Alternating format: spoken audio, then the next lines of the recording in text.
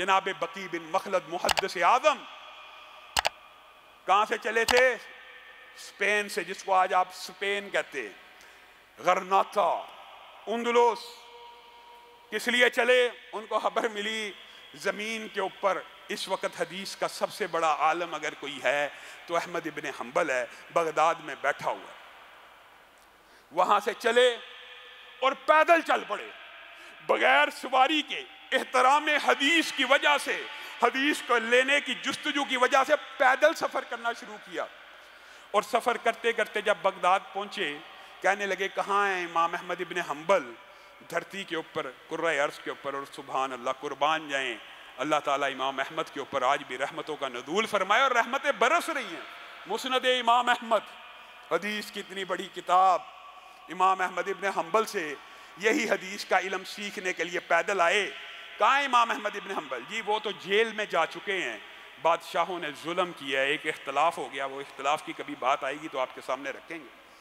Jail میں چلے گئے۔ میں نے تو ہزاروں کلومیٹر کا سفر کیا ہے ان سے حدیث کا سبق لینے کے لیے، رسول اللہ کی حدیث لینے کے لیے۔ کیا ہوگا، کیسے ہوگا؟ ہاں ایک طریقہ ہے، جیل میں فقیر اور بھکاری چلا جاتا ہے، بھکاری اور فقیر جیل خانے کی سلاخوں کے قریب پہنچ جاتے ہیں، اور ہرکارے ان فقیروں کی وجہ سے ان کو نہیں بھگاتے۔ ایک طریقہ ہے، اگر آپ احمد ابن حنبل سے ملنا چاہتے ہیں تو آپ فقیر بن کے ان سے ایک بار دفعہ ملاقات کر لیجئے۔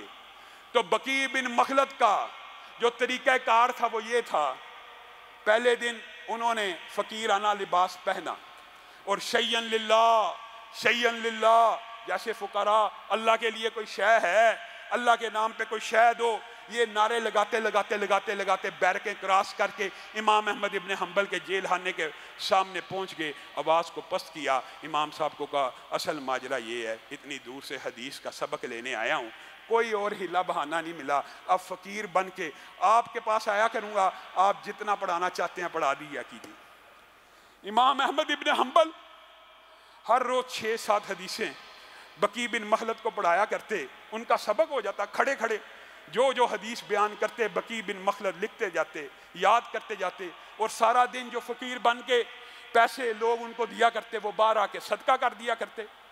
جب وہ واپس اپنے وطن پہنچے، لوگ ان کے ارد گرد جمع ہو گئے۔ بقی بن مخلد بغداد سے ایک علم حاصل کر کے آیا ہے۔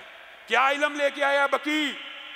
بقی کہنے لگے ان الفاظ کے اوپر غور کیجئے، یہی آپ کا اور میرا منہج ہے، یہی میرا اور آپ کا نظریہ اور فکر ہے، اور آج دیوبندی بریلویوں اہل حدیثوں کو اس بات کے اوپر متفق ہونے کی ضرورت ہے، ورنہ الہاد کا یہ جو ازدہا ہے یہ دین کو بہت زیادہ نقصان پہنچا دے گا۔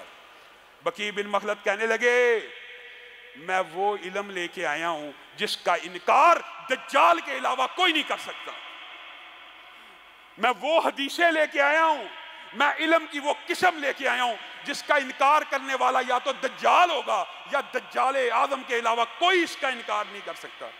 آج جس کا دل چاہے تحقیق کے نام پہ، جی یہ حدیث میری عقل میں نہیں آتی، معاذ اللہ، یہ کہاں کے فلسفے ہیں؟ کیا ہر حکم کی علت بھی معلوم ہونا ضروری ہوتا ہے؟ کئی احکامات کی علت معلوم ہوتی ہے اور کئی حکموں کی علت معلوم نہ بھی ہو، بس رسول اللہ کا حکم ہو اسی طرح مان لینا چاہیے۔ اللہ رب العزت جو کہا گیا، جو سنا گیا، اس کو سمجھنے کی توفیق عنایت